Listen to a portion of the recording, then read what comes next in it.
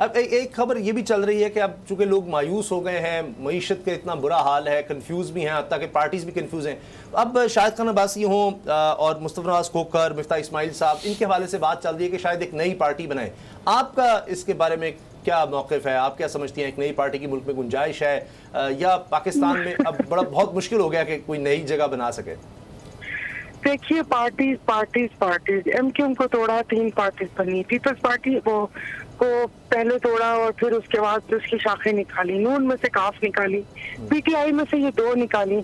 अब वही बार बार एक दिमाग, फिर उसके बाद वही कहते हैं ना, ये टीएलपी हो गई, ये हो गई।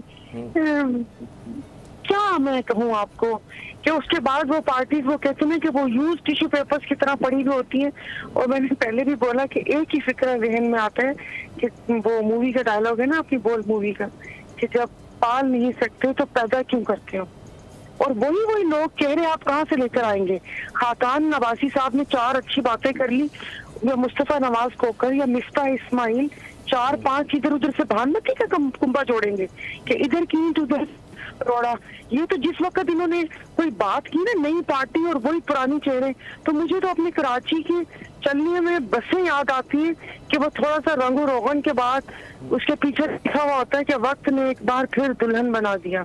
वो W21 और 20 नंबर ना, थोड़ा सा रंगो रोगन के बाद उसके पीछे लिखा होता है। तो मतलब वही चेहरे, आप सॉरी मतलब को वो अल्फाज इस्तेमाल करो ना करूँ, वही चले गए कारतूस जो इस मुल्क में कुछ कर न सके, जिनके वो कहते हैं ना कि नाम के आगे कोई ऐसा कारनामा नहीं है कि आपको पता हो कि भाई इन्होंने अब उनके लिए ये रजिस्ट्रेशन की। बयानात का क्या है, वो तो आप सारा दिन मुझे बताकर माइक दे दें, इतने अच्छे बयान दूंगी साहब। इसके अलावा भी अगर मिफ्ता साहब की बात करें, वो इसाकदार साहब के मुतासरीन में से हैं, उन्होंने आवाज़ उठाई, निकाल दिए गए। मुस्तफा खोखर साहब की बात करें तो उन्होंने भी ह्यूमन राइट्स पे बात की, निकाल दिए गए। अगर हम खाकान अब्बासी साहब की बात करें, मरीम नवाज साहिबा के नायब सदर बनने पे उन्होंने आवाज़ उठाई, निकाल दिए गए या साइडलाइन कर दिए गए या उन्होंने खुद डिस्टेंस हासिल कर लिया। तो कुछ ना कुछ तो उन्होंने शो किया है अपनी पार्टी में रह कर भी। अगर वो उनको ऑन नहीं करेंगे तो नई पार्टी बनाने के अलावा चारा क्या है? मैंने मतलब ऐसी नाम रवानी में ले लिया, सिर्फ आप इसमें से मुस्तफा नवाज खोखर साहब को माइनस कीजिए। बाकी मिफ्ता साहब उनका तो अपना झगड़ा है, क्योंकि वहां पर हम बैठ के सुनते थे कि अच्छा इसाकदार हैं तो वो उनके नवाज शरीफ और जिसा मरियम उस साइड पर हैं, शहबाज शरीफ की तरफ ये मिफ्ता हैं, और खाकान अब्बासी साहब की उनकी भी मेरे ख्याल में अपने बहुत सारे मेंबरान से नहीं बनती, आपस में भी एक दूसरे की नहीं बनती थी। मैं तो वहां पर बैठ के असेंबली में ये सारा माहौल देख कर आई थी। और मिफ्ता साहब को अब अच्छी बात है, इनकलाब याद आ रहा है काफी। इन्होंने वो कहते हैं ना, मुझे नहीं थोड़ा सॉरी प्रोनाउंसिएशन में मसले, ये कुछ फ्लोर में बेकरी है, कन्फेक्शनरी, उसमें भी उन्होंने काफी रिलीफ दिया था बजट में, जब उन्होंने बजट पेश किया था। तो भाई इतना ख्याल है, अब आप हंसेंगे तो अपनी कोकोमो बढ़ा देना, छोड़े इन सबको। अच्छा ठीक है, वो पैकेट में ज्यादा डालने लग जाए वो बिस्किट।